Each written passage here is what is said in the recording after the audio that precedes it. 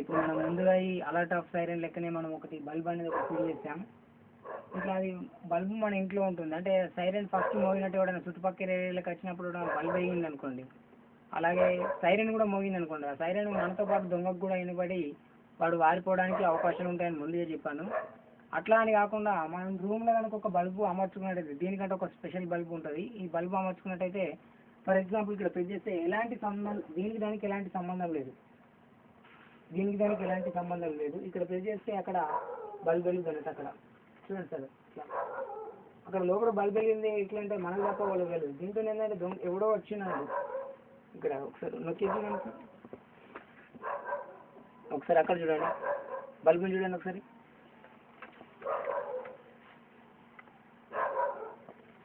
దీనివల్ల మనకి ఏంటంటే వాళ్ళని కొత్త వ్యక్తి మనకు కనుక మన ఇంటి గురించి తెలియని వాళ్ళు కొత్త వ్యక్తి మన ఇంటికి వస్తే దీని ద్వారా మనకు వట్టిగా తెలుస్తుంది ఎవరు మన ఇంటి చుట్టుపక్కల ఏరియాలకు వచ్చినట్టు అన్న విషయం మనకు దీని ద్వారా మనకు తెలుస్తుంది.